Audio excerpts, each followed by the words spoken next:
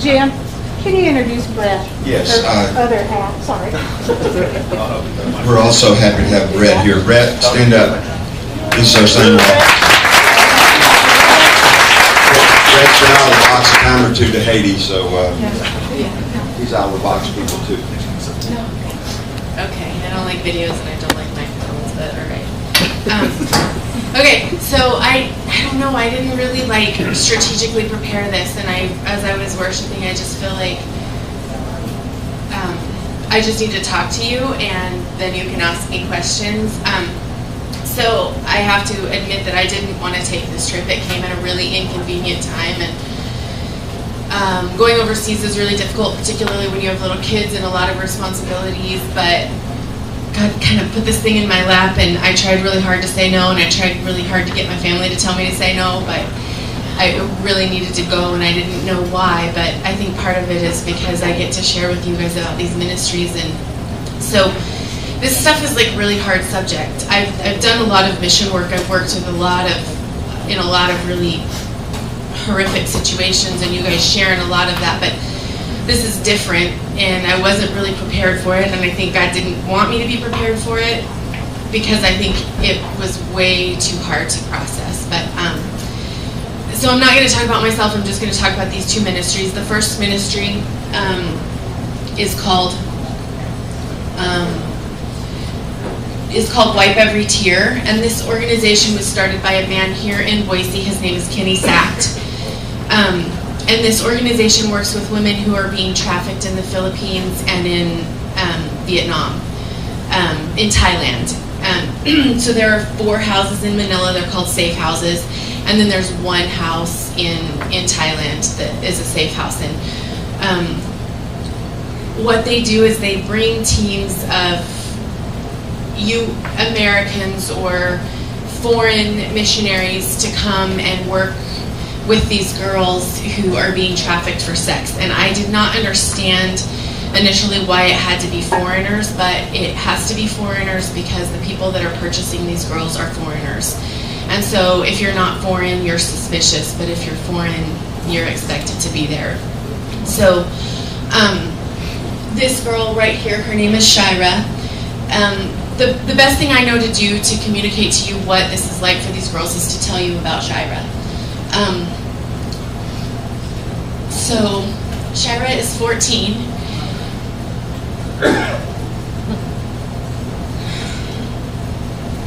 At the age of 5, her mother sold her into prostitution.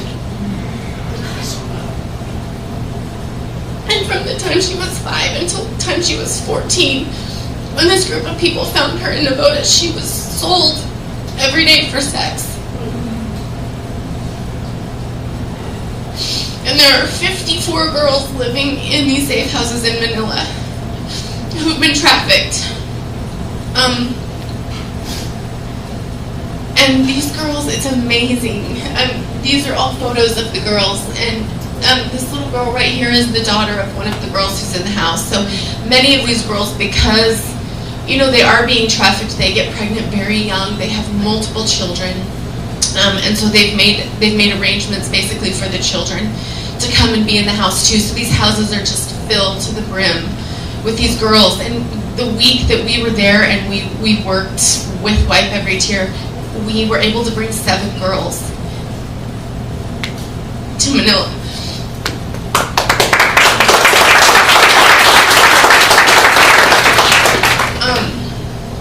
So this organization houses the girls. It's a Christian organization, and so they all know Jesus. They all worship him from a totally different place than we do. There's no question for them. He is totally God, and they, depending on where they're at, they work towards getting their GED, and then many of the girls, so there's a group of girls who were like the first 5 or 6 girls who came, who basically came out in the beginning of this organization. It took months to rescue these girls. God is moving so powerfully. These girls are being rescued just by the handfuls every weekend now. And in the beginning, it took months to bring one girl out, and now there are 7 or 10 girls coming out every weekend. so many girls that they can't even house them.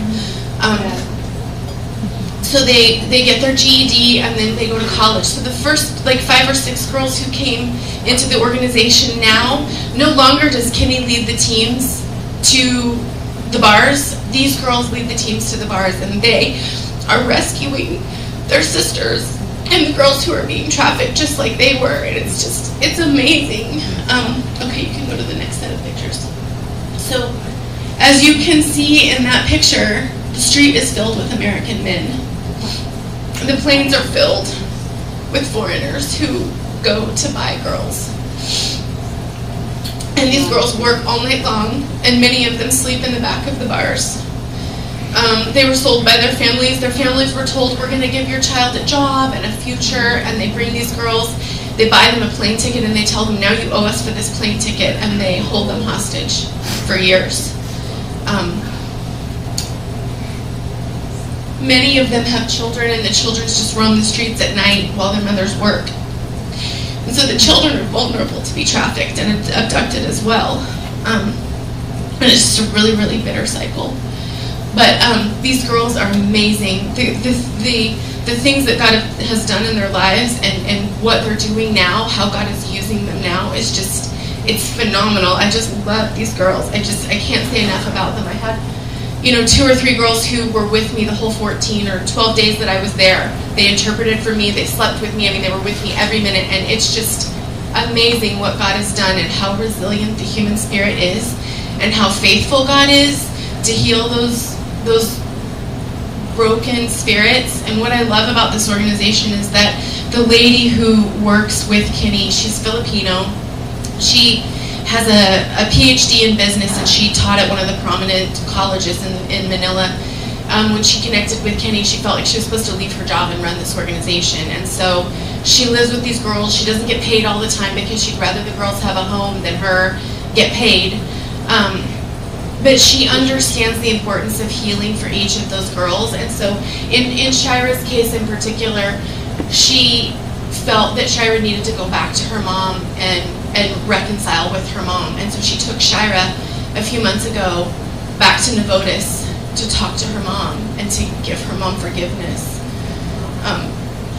It's just amazing because it's not just, they don't just come and fall through the cracks. They're coming and they're getting healed and they're being turned into whole and healthy people who can function.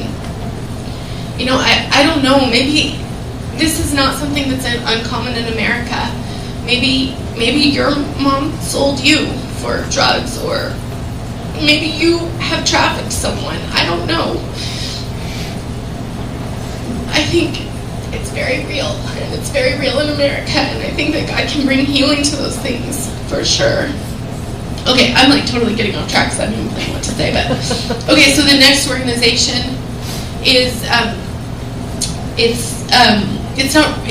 this is William and Mercy, and it's called Fishers of Christ Church. And this church in Boise, Revolution 22, they had been working with Wipe Every Tear and had taken several teams to the Philippines and came across this pastor who has been serving in the poorest part of the Philippines, just wretchedly poor, for 30 years. He's been offered multiple times to go other places, have more lucrative jobs, do other things, and he's just felt called to these people. And so he's stayed for 30 years with this church and with these people. And so he said that he had prayed for 23 years that a church would come alongside them and support them. And this church in Boise came across them and just felt really called to support them. And one of the men who was on the team felt that they should support some of the children in the church to go to school. And so they started with just a few kids 3 years ago. It costs $125 a year to clothe a child, to send them to school, and to give them a meal a day. And so they started with just a few kids. They have 50 kids now that they are clothing, feeding, and sending to school. And that sounds small. Like in America, we think, okay, we send our kids to school, I pay for one kid to go to college. You're contributing to one person's life, maybe 4 people's lives, one, family, a parent. When you send a kid to school in a foreign country, like you send the kids in Haiti, and like you're gonna send these kids, stop the process of trafficking your family. You create a sustainable life for a family, not just one person, because oftentimes those kids will end up feeding and supporting 15 family members. And so William and Mercy have just served relentlessly. Okay, you can do the photos of the kids. And so these are just some photos of the kids that are being supported. We went into their homes, and they were so excited to have us come.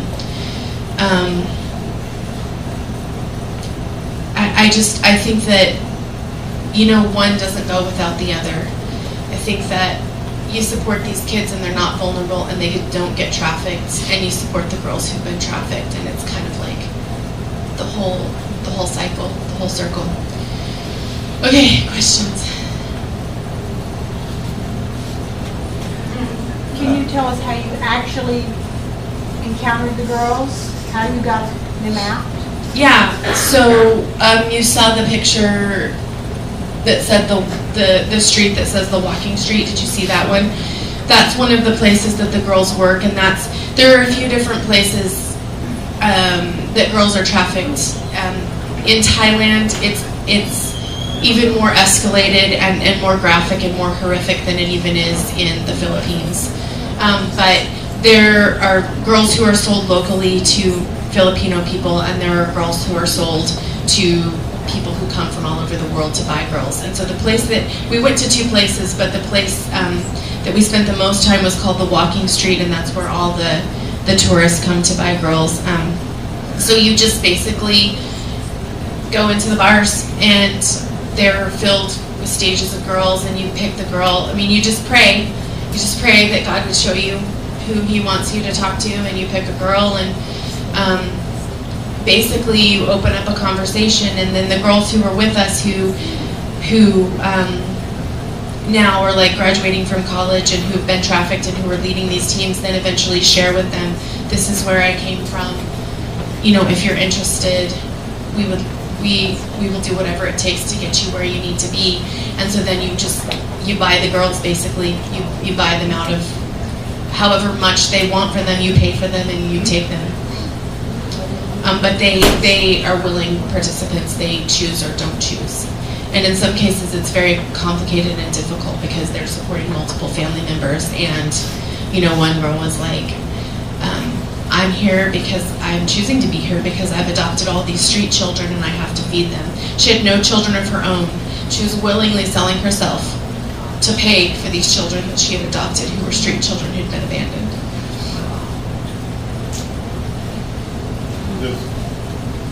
Is it not against the law in the Philippines, or is it just so corrupt that they allow it to happen? It's so corrupt. It is technically against the law, but it's not. Tell them the difference between the girls that go to the really nice place and the girls that go to the fisherman's point. So Shira, the girl that I told you about, okay, there are 2 different places. There's the walking street where the tourists go, and the girls are far more expensive there.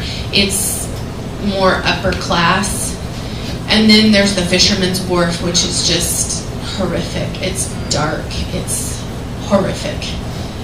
We spent one night there, and the picture of the kids in the street actually was from the Fisherman's Wharf. But these girls, like the girls on the walking street, they would go for like 3,000 pesos. The girls on the Fisherman's Wharf, they would go for 100 pesos, which is like $1.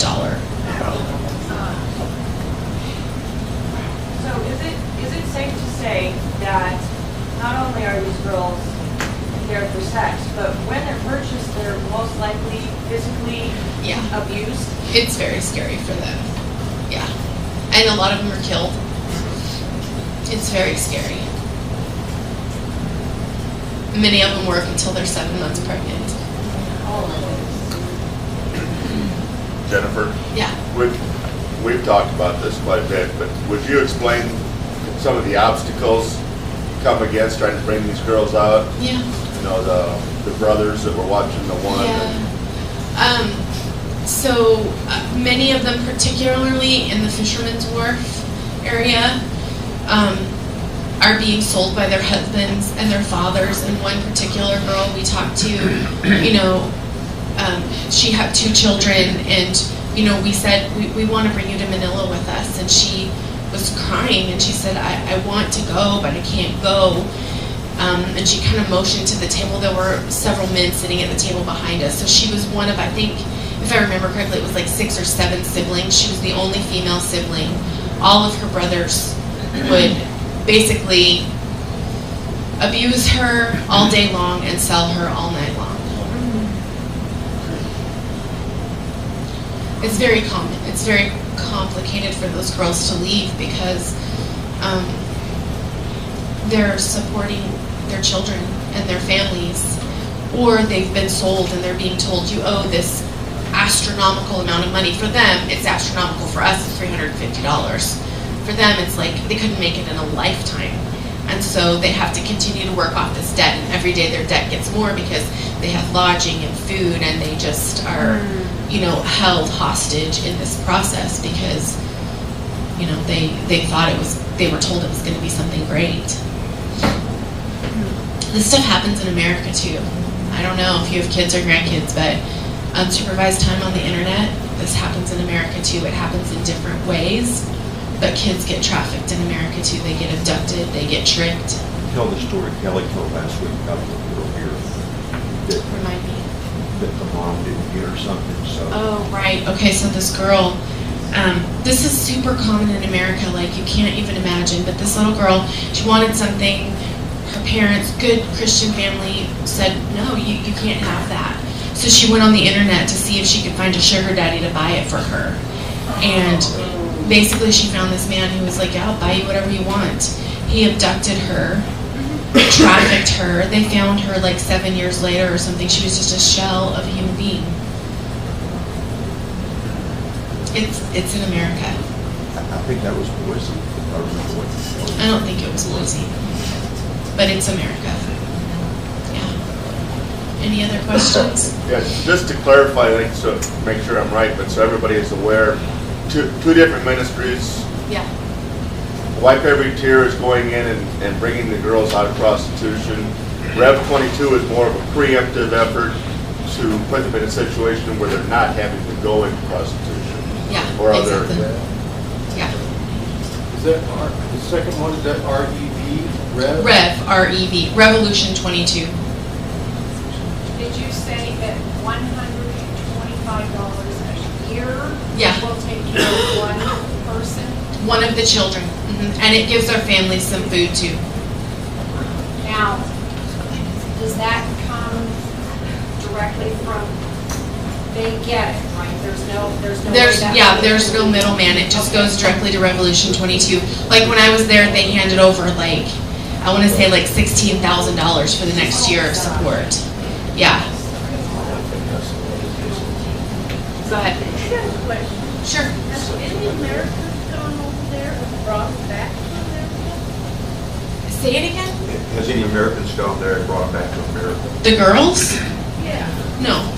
I mean, I'm sure someone in America has done that, but not this group.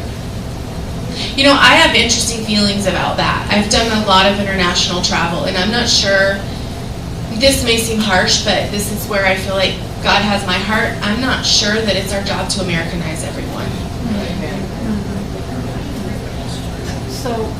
So we, as a church, are supporting these two ministries to the tune of $300 each A month. right now per month. But if it's on your heart heavy to do this in a personal way, we can hook you up with people you can donate to and give on your own. I want to clarify what I just said. I don't mean that harshly. Our family has been through a lot in the process of adopting. My sister adopted this little girl out of foster care who'd been severely sexually and emotionally abused for years. And just learning in the process, I'm just not sure it's the right thing to remove children from their families, even when their families are a mess. I think the better thing, and I think the thing that God is calling us to, is to keep kids intact with their families.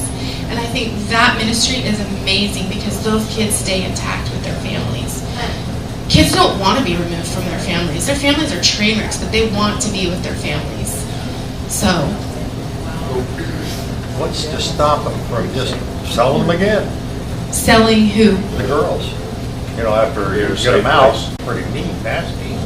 The girls are in safe houses, and so they are now they're like 3 hours away from these places. They're in Manila, living in safe houses, supervised by staff, going to school. None of the girls would return. Well, that Walking Street and all that, Manila's the biggest city, isn't that in Manila? Manila is the biggest city. Angeles City actually came about as a result of, was it the Vietnam War? Yeah, where we had a station there. Yeah. And that city basically came about while the U.S. men were stationed there. And when the war was over, it just continued to flourish and people continued to come back and buy girls. Okay, all right. Back to the station.